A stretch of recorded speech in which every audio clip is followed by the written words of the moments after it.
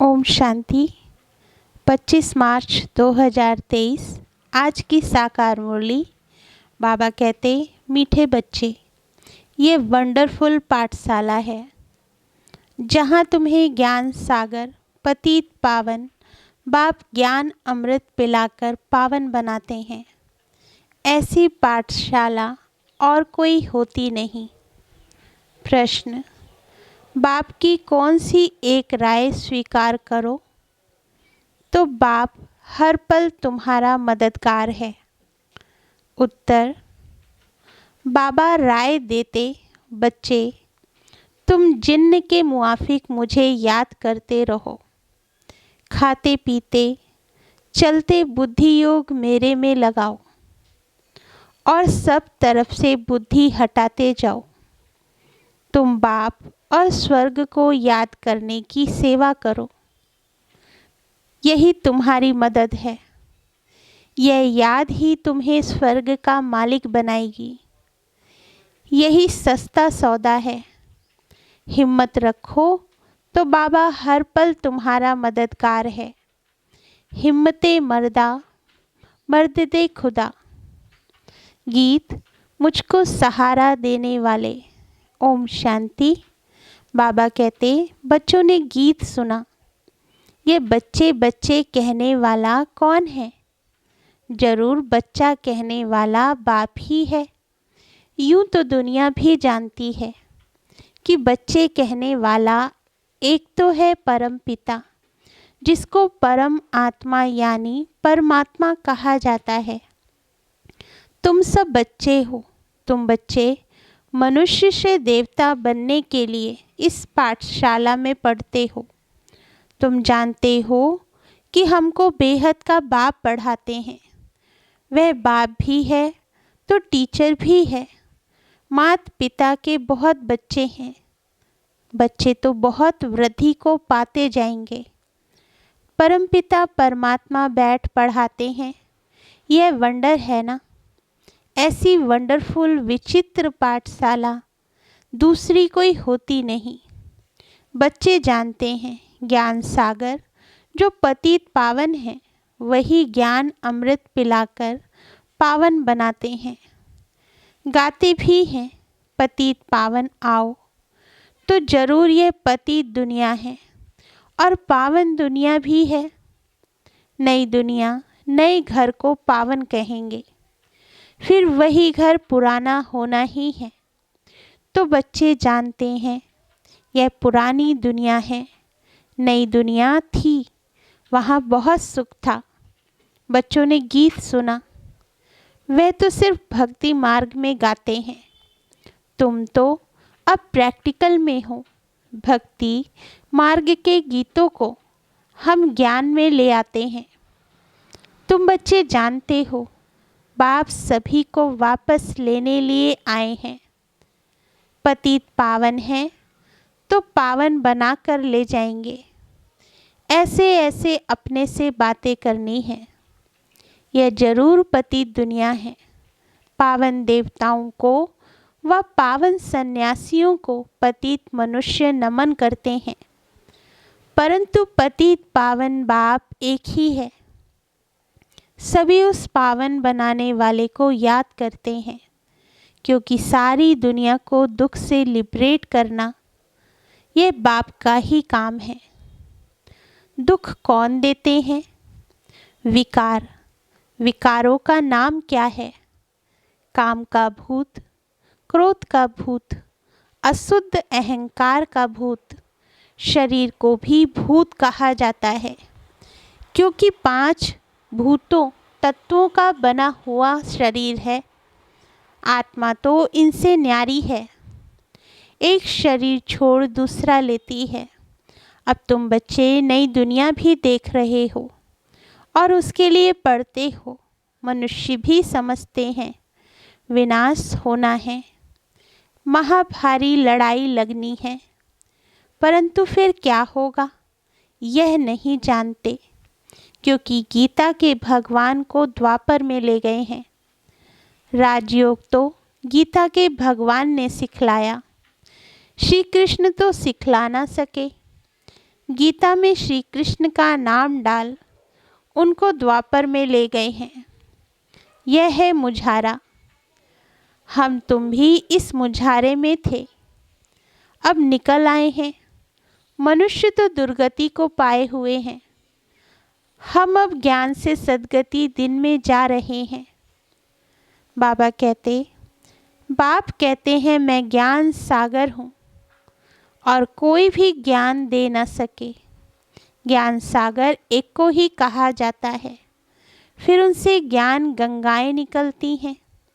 शिव शक्ति ज्ञान गंगाएं कहा जाता है। वह है पानी की गंगा जो बहती रहती है।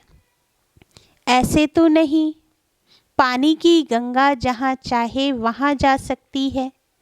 नहीं, तुम ज्ञान गंगाएं जहाँ चाहे वहाँ जाकर ज्ञान दे सकती हो। वहाँ ही ज्ञान गंगा प्रकट हो जाती है। वह फिर समझते हैं फलानी जगह गंगा निकली, फिर एक गौमुख बना देते हैं। वास्तव में गौमुख तो तुम बच्चियाँ हो। तुम गौ के मुख से यह ज्ञान निकल रहा है। तुम हो ज्ञान सागर से निकली हुई सच्ची सच्ची गंगाएं। तुमको सृष्टि चक्र के आदि मध्य अंत का नॉलेज समझाया जाता है। बाप को ही नॉलेजफुल कहा जाता है। वही वर्ड ऑलमाइटी सर्वशक्तिमान है। वे सब वेदों ग्रंथों को जानते हैं, सबका सार समझाते हैं। हर एक धर्म का शास्त्र एक ही होना चाहिए। जैसे श्रीमद् भगवत गीता एक है, बाइबल एक है। इब्राहिम ने आकर इस्लाम धर्म स्थापन किया, फिर उनके पीछे आते जाते हैं। वे जो उच्चारण करते हैं उनका फिर बाद में धर्म शास्त्र बनाते हैं, फौरन नहीं बनाते हैं। उसी समय तो उनको धर्म की स्थापना करनी है। वह सब शास्त्र बाद में बनाते हैं। बाप कहते हैं यह वेद शास्त्र जप तप आदि सब है भक्ति कल्ट। यह है ज्ञान कल्ट।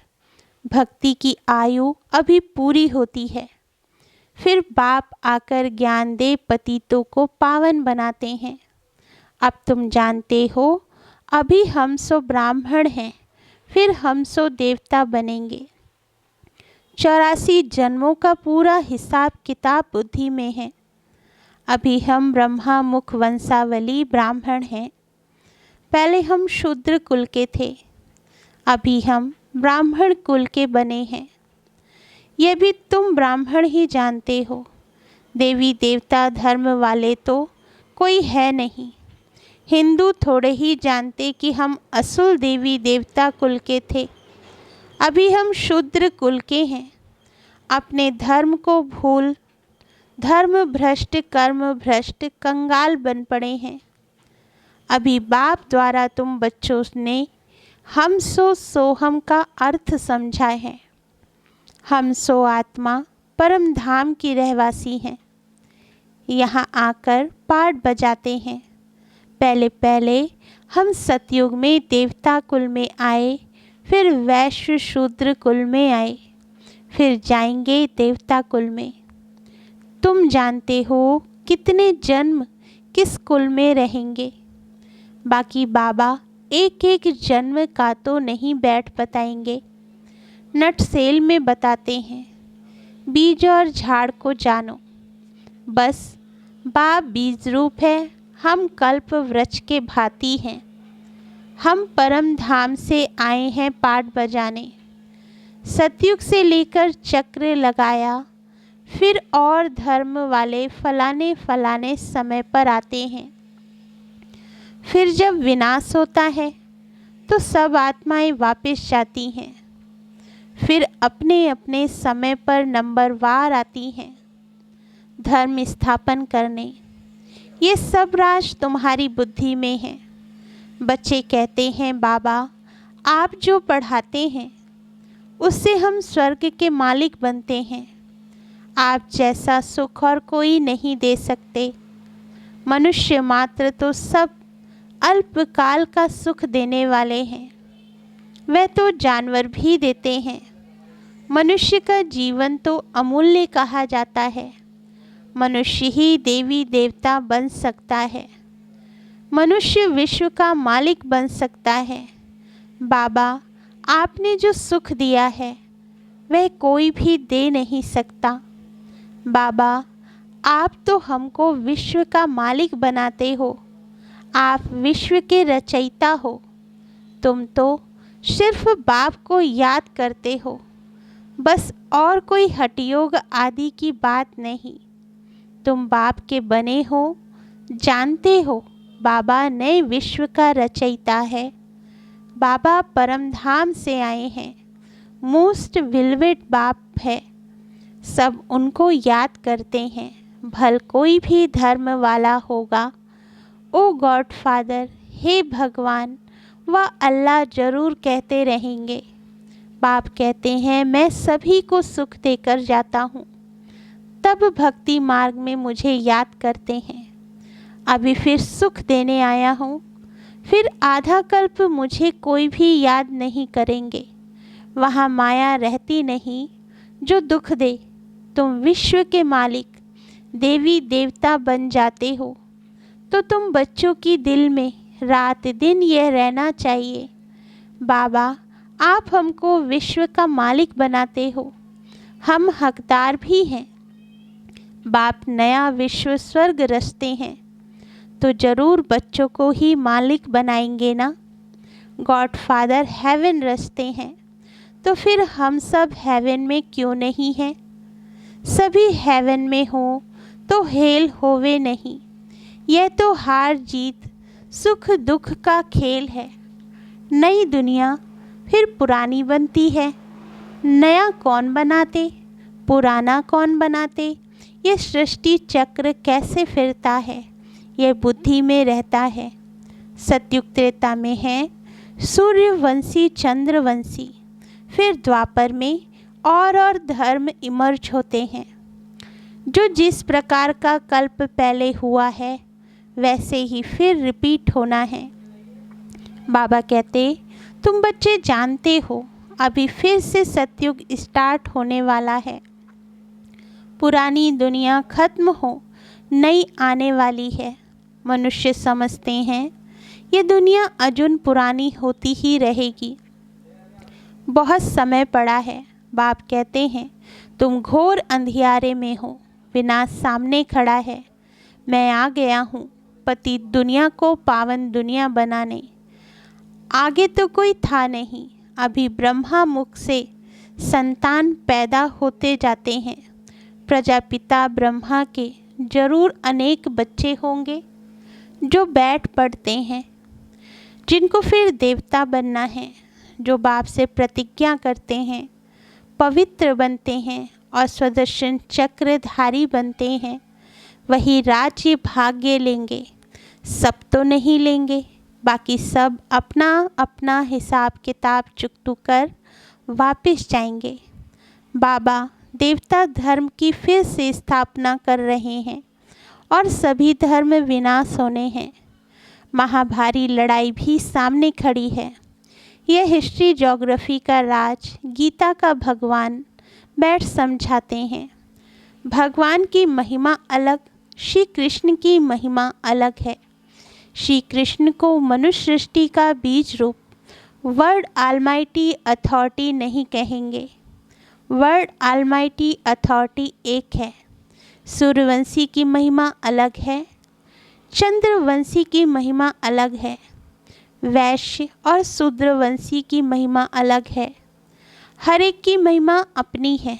चीफ मिनिस्टर है, गवर्नर गवर्नर है। सब एक समान थोड़े ही हो सकते हैं। यह सब समझने की बातें हैं। मनुष्य थोड़े ही जानते कि तुम भारत को स्वर्ग बनाते हो।